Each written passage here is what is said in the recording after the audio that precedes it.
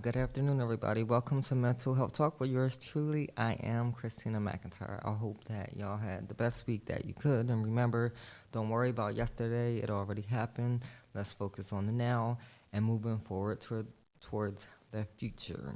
Um, so, I'm sorry, I'm a little bit scrambled. Um, Sorry, this week's topic is OCD and mental health. Before I get to that, don't forget to visit my website, www.becomeyourc.com. Follow me on Instagram, Become Your C. I share a lot of good information on there, some of my poetry as well. Facebook, BYC, Become Your C.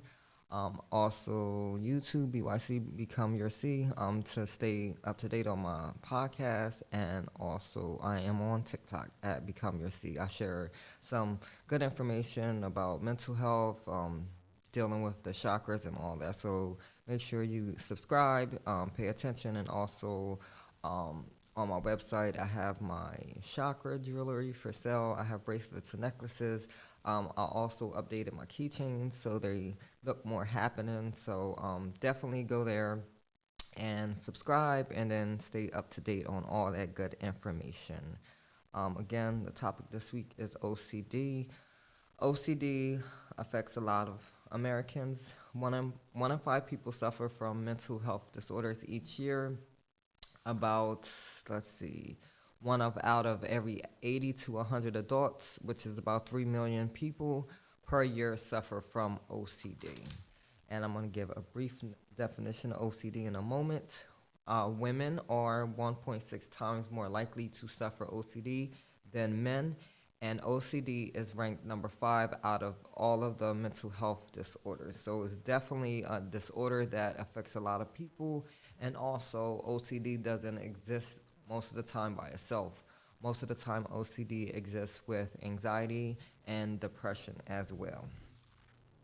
So, OCD stands for Obsessive Compulsive Disorder. It's a mental health disorder characterized by repetitive actions that seem impossible to stop. Having a tendency towards excessive orderliness, perfectionism, and great attention to detail. So some of us, we like certain things organized.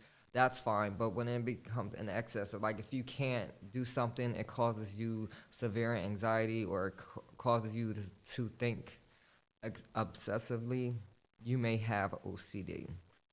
According to National Institute of Mental Health, OCD is chronic, it is long lasting, it has uncontrollable recurring thoughts, and those are considered obsessions and or behaviors that need to be repeated. So the thoughts is the obsessions, and the behaviors behind that are the compulsions. And there are signs if you have OCD. And the first category is obsessions. Okay, obsessions is repeated thoughts, urges, or mental images that causes anxiety. So we have normal everyday thinking. We all think, but when your thought process becomes overwhelming, it starts to not make sense. Like I have OCD myself, and I struggle with it on a day-to-day basis. Um, you create situations that's not even happening, that may never happen, but in your mind it's happening and it's happening to you. And it does cause a great deal of anxiety because, your cell, I believe our cells listens to our thoughts, right? And so what you're doing is sending, you know, information to your cells that you're under attack. And so in turn, it causes anxiety, it causes panic. If it's too often, it can cause depression as well. And so when you have multiple disorders going on at the same time, it definitely will bring you down. It definitely affects your ability to live a so-called normal life. Um, some some examples of what obsession is: a fear of germs or contamination. Now, it's great that we wash our hands and we like to stay clean and stuff, but when these become obsessed, like people that wash their hands constantly, to the point sometimes they have like scabs and things on their hands because they're doing it too often, that is a obsession. unwanted, taboo, or forbidden thoughts involving sex, religion, or harm. Any thoughts are good. Thoughts are good where people were allowed to think. But when these thoughts affect your everyday to day life, right, you can't function because they feel intrusive, right, and you can't stop them. That's when it becomes a problem. Aggressive thoughts towards yourself or others. Um, we feel down sometimes. We sometimes think bad things about ourselves, but when it gets to the point where we feel like we need to harm ourselves or others because maybe a voice in our head is telling us to, you may have an obsession. And also definitely go get checked. If you feel like you're a harm to yourself or others, definitely call 911. Get into some crisis because you definitely need help. I know like having mental health disorders can affect your ability to think rationally, but if you feel like you're putting yourself in harm's way or others in harm's way, definitely go out and get some help as soon as possible. We want you here. We want you to live. We want you to have a vibrant life. And it's okay that you have these things. Your job is to go get the help that you need so you can have some normalcy. Having things in symmetrical order or in perfect order. So we all like cleanliness. We all like things the way that we want it. But when it comes to the point where if it's not in that order, it messes up your whole day. For me, I have a weird thing. Like I know where certain things are in a space. So if it's out of that space, it can and it has caused me severe anxiety. I can get upset. It used to be worse when I was younger. I kind of got a little bit more better grasp of it. But yeah, like it messes up your like. For me, it'll mess up my train of thought knowing that this thing is out of place, so I have to go actually and fix it so that that seems okay to me. um like I said before, like some order is okay, but when it messes up, like it triggers you, that is a very bad obsession. So compulsions. Compulsions are repetitive behavior that a person with OCD feels the urge to do in response to an obsessive thought. So the obsession is thoughts. The compulsions is the behavior behind those thoughts. And some examples are these are excessive cleaning, hand washing again, ordering and arranging things in a precise way, repeatedly checking on things such as making sure doors are locked, and compulsive counting. And so you might have seen people that do it. I know people that my mom has OCD too, so she wears a watch, and so every like I paid attention to her one day. It was like every minute she was checking the time on her watch, pulling hair, counting. If you ever see people counting like 1, 2, 3, 1, 2, 3, it is a technique that some people use with meditation. Counting can be good, but if this is in a form of a ritual, this is a compulsion. For me, I can relate to this. So I have a fear of my apartment burning down. So I always check before I leave the oven to make sure that it's off. Um, I'll check it. I'll check it again, probably two more times before I even leave the house.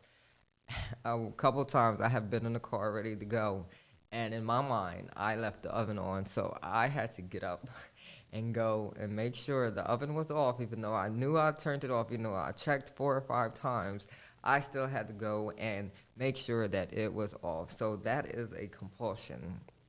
I am working on it. I'm trying to get myself together because it does affect, like, let's say you have to be somewhere on time. And so when you have these compulsions, it actually affects that time, right? You have to make sure these certain things are done, or you cannot go anywhere, or you're going to constantly think about, oh, what if I didn't do this? Oh, I need to go back and do that. And so it can actually prevents you from doing the things that you need.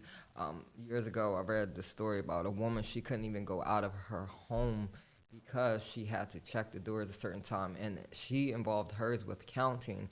And if you mess up a count, you have to go back and restart. And so for her, it kept her trapped and hidden in her own home. It isolated her from society. Also for me, I used to check my car doors when I would get out like 3 or 4 times to make sure I locked it. Even though I'm clearly looking at the lock, I see that it's locked, but in my head, I have to make sure that it's locked. So yes, these compulsions and these obsessions can drive you crazy if you don't get a hold of it. And it definitely takes time um, to get a hold of it, but it's definitely doable. You have to work on it yourself. Like I used to take therapy, but I chose to try to get myself together by introducing, I will call the chakra healing, and learning how to figure out a different routine and different way of doing things. That way that I can combat this disorder. You can't control thoughts or behaviors even when they're recognized as excessive. So you want to live a normal life. You want to get these things under control, but you just can't. You've tried and tried, and it just doesn't seem possible. So again, talk to your doctor, get a very good therapist. Sometimes you have to seek multiple people before you find someone that fits what you need. Um, People with OCD don't get pleasure from performing these behavioral rituals, but they have to. Like it's a need that they have to do, just like we need to shower and we need to brush our teeth. They can't live not doing these things. If they do, it'll cause. They feel like it's gonna cause them danger, right? It's gonna affect them, so they have no way around that. Experiences significant problems in their daily life due to these thoughts again. So all these thoughts, the obsessions, the compulsions, it affects the way that people with OCD have it every day. Like their day is not considered normal, or it won't appear as normal as someone else's because they have these certain things. And if you know someone that is suffering from this, be patient with them. They're trying as much as they can to live a normal life. And sometimes it might take someone to like um, interrupt it, right? Not like abruptly, because you can throw someone with OCD off, and you don't want to do that. But just go in gentle. Sometimes having conversation with someone may put their mind at ease, may channel their energy towards something else. Um, Also, people with this disorder have compulsive behaviors, intrusive thoughts, again, anxiety, sexual obsessions, and a compulsive hoarding. And hoarding is when you collect a lot of things and they just start piling up. And if you ever seen the show Hoarders, you know what I'm talking about. They have an OCD issue problem, and they can't control it because they feel like they need these things and they have to have these things, or at some point in time it could be useful, but in reality, like if you ever seen the show, some people have a lot of infestation with bugs. Some have like obsession. Like one person I saw had like 40 or 50 cats or dogs, I can't remember which one, in their home, and they thought that they were doing actually good, but they were living in a way where it was affecting the owner's health and the pet's health as well. So someone had to come in and take it out. It can be a whole mess, and people with OCD don't see anything wrong with their behavior, and so. It's important if you know someone that's suffering, so especially someone that is older, to check in on them often. And we should definitely check in with the people in our lives that we know that suffer from mental health issues. Sometimes we isolate ourselves because we feel like we're going to get judged and criticized, and for us, we can't handle any more than we already have. So be patient with them, be kind, check in often to make sure that they are okay. um, People with OCD has some people have what they call a tic disorder, and so a tic disorder is um, sudden, brief, repetitive movements such as eye blinking, facial expressions, shoulder shrugging, head jerking. You can do things with your hands. Um, Often, and then they also have something called vocal tics. It's repetitive throat clearing, sniffing, and grunting sounds. So if this relates to you, you think that you have OCD, definitely get checked. You can do your research online, and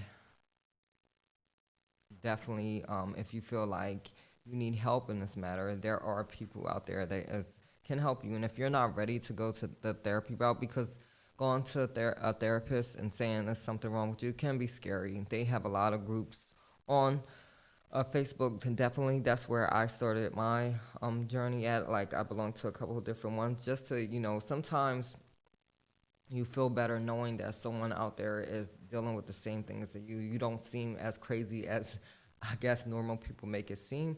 And so it's important to be able to, if you're not used to opening up to people, to slowly do that at your own pace. But definitely knowing that you don't have to suffer by yourself. There is help out there, and get whatever help that you need that could be beneficial to you. It could be therapy. Some people use religion as a healing mechanism. I use the chakra system as a healing mechanism for myself. And just remember that nothing comes easy. It's going to take consistency on your part, making sure you stick to your new way of doing things and not allowing your thought process to put you back into where you used to be. And that's something that most people with mental health disorders struggle with. They struggle with going back to their old self because that's what they're used to, right? It's a comfort thing. We always want to go stay where we're comfortable at. And then when we're trying something new and we're doing new things, it feels strange. It feels different. It feels like it's not even who we are. But at the end of the day, if you want something to change, you have to do new things. You have to try new things and not allowing those thoughts to control you. And that's what it is. Those thoughts and compulsions, they control our life. And we feel like we have no control over it. And so we basically doing what those thoughts tell us to do, even though it's causing anxiety. And that's what's crazy about it, is that we know that it's causing us anxiety. We know that it's causing us depression, but we cannot stop it. And we're trying to stop it. And the only way to combat it is to get the help that we need and recognizing that it is an issue. And some people don't want help, so you have to leave them where they're at. But definitely, if you know someone, just be there as a friend. We can only do but so much. And so don't force help on someone if they don't want it. Just be of encouragement. Let them know that, hey, you can get help if you need. Let them know that you're there for conversation if they want to talk about it. Some things can be solved by just conversation. So if they come to you with some issue, just listen. Sometimes I think we speak too much and we don't listen often, and I think we need to just practice that more, listening more, so that we can actually hear what's going on. Also, some risk factors that contribute to having OCD are genetics, right? So it's important to know where we come from. Genetics play a role in a lot of mental health issues. I know for myself, my family suffers from mental health issues, and so it's a comfort knowing that other people, like, we're not in this again by ourselves. And also your brain structure, right? Your brain structure and functioning. So a lot of times people with OCD, their frontal cortex is affected, and that's why they do these behaviors. And your environment also affects why you get OCD. A lot of childhood trauma, undealt with pain. For me, I believe that we carry burdens of our ancestors. We are a replica of everything. Like, we're half of our parents, so their DNA is within us, right? And so their parents, our grandparents, their DNA is within them, which is in us. So everything gets passed on. So undealt with trauma, undealt with pain can contribute to why you have OCD. And I can think back to my childhood. Definitely a lot of pain that wasn't dealt with that still affects my life now, and it takes consistent working on it in order to improve it. But realizing that that's where it came from can get you on a start. Also, having strep throat as a child can affect the outcome of OCD as you get older. There are two different types of treatment, or about three, for OCD. Again, medication is always an option. If you're not into the medication, you have therapy. They have psychotherapy, and also cognitive behavior therapy. And it basically changes the way you think, or also puts you in situations where your OCD is challenged, and so they're doing something to um, channel that that thought process, those compulsions and stuff. And again, this takes time. Anything you choose to do takes time because it this this just didn't happen overnight, right? So it's going to take time for you to actually know where the problem is, right? We have to figure out where the problem is at. We have to come up with a solution for it, and then we have to put that solution into practice. And that's the hard part. That's what anything in life, like trying to make a change and being consistent in the process, it is get hard. You get tired. You feel like this is all for nothing, and so you go back to the old way of doing things, and then causes more chaos within you. So definitely, if you find something that's working for you, see it through, and remember, this is not just, oh, I'm going to do this for a short term and then that's it. No, everything that you do is going to require long term, right? Mental health disorders just don't go away. A medication can help momentarily, but the issue is still going to be there. Now it can, just like therapy. Therapy can help, but the issue still going to be there. So we have to find where the root cause of the issue is at. And once we find the root cause, we can come out with a better solution. Again, OCD is related to other disorders as well, and anxiety, depression, also body image, right? So having OCD can affect your body image as well, how you see yourself. And so it's important to pay attention to your thought process because we become what we think.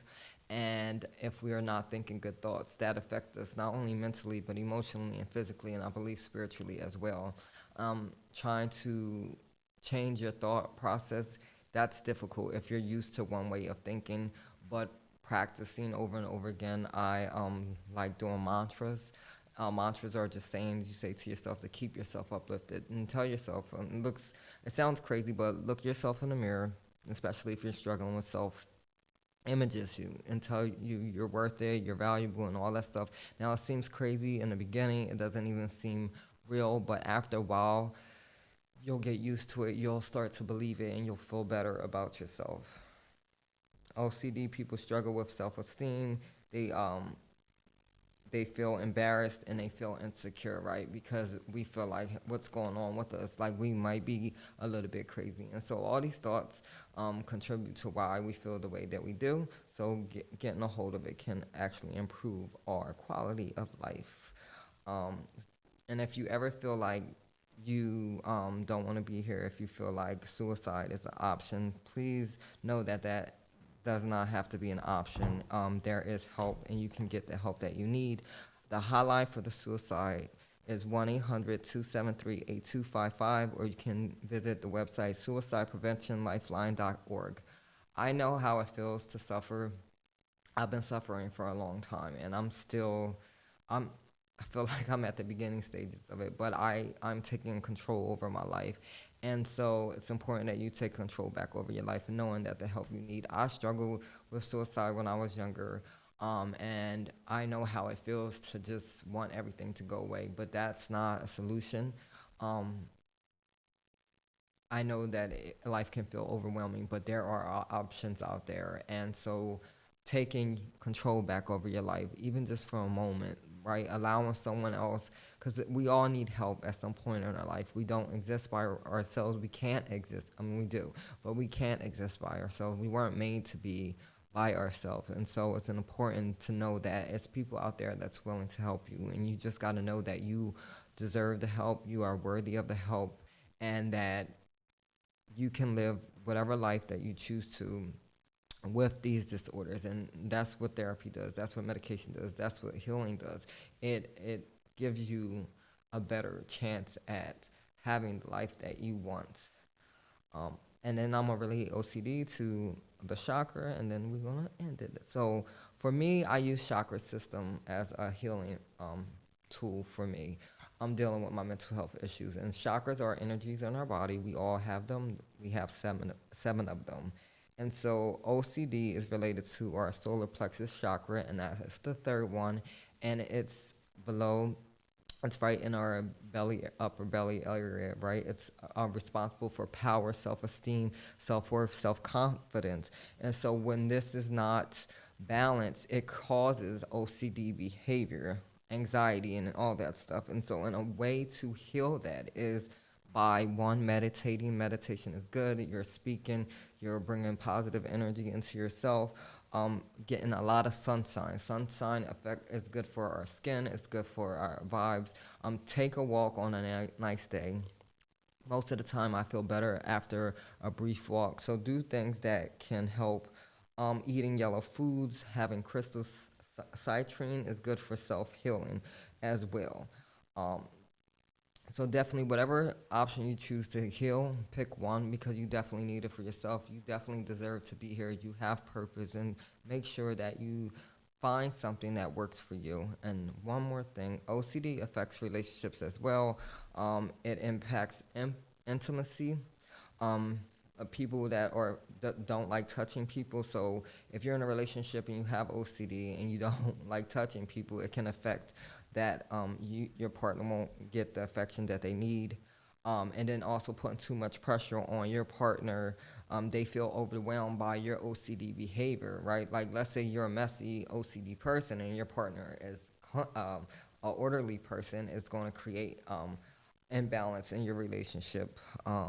It lowers happiness in the relationship because your OCD behavior is paying attention to that person, and like um, when you have OCD, you want everything to be perfect, right? And so if your partner doesn't meet this perfection that's in your head, it creates issues, right? It pushes the people away. Y'all feel isolated. Y'all feel like y'all bumping heads. And so in trying to understand your partner role in your um, behavior can help you as well, like letting them, and also communicating. I put that there. Communicate with your partner, let them know what you're going through. No, they may not be able to help you, but at least it's a start, right? Having that open door of communication can help the relationship, but you can't expect the relationship to be what you need if you're not willing to do the work it takes. And it is a struggle being in a relationship with someone that has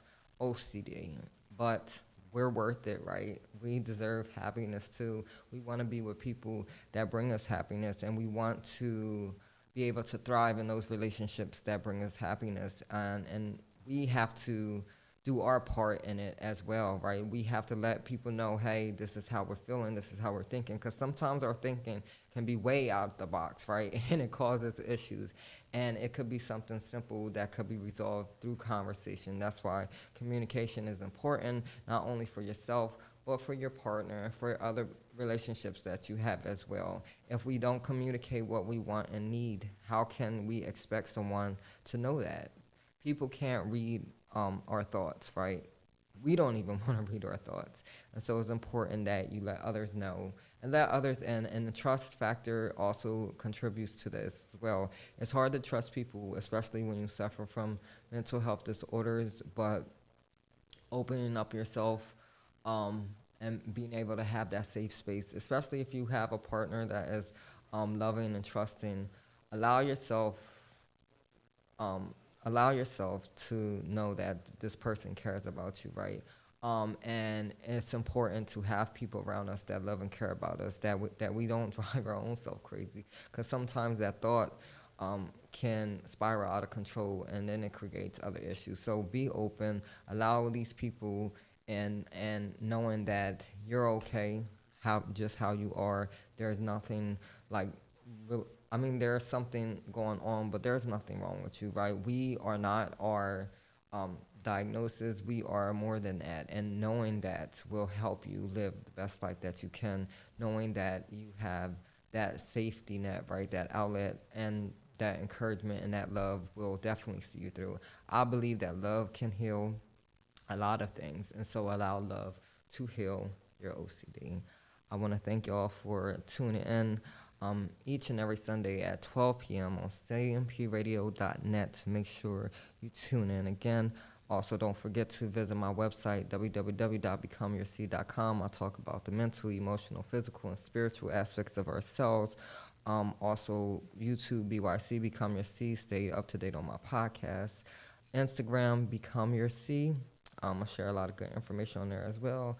Am I missing one? Probably, I don't know. And I'm also on TikTok, Become Your C. If you're interested in the chakra jewelry, let me know because I have it available. It can help you and aid you on your spiritual journey as an option. In addition to regular traditional therapy, this is a holistic therapy. Today and each and every day, I want you to honor yourself. I want you to love on yourself. I want you to know that no matter what you're going through on the outside, you can live the life. You can live your life the way that you see it. Create your reality. Create what you want it to be. Fall in love with yourself so the world can fall in love with you. Until next time.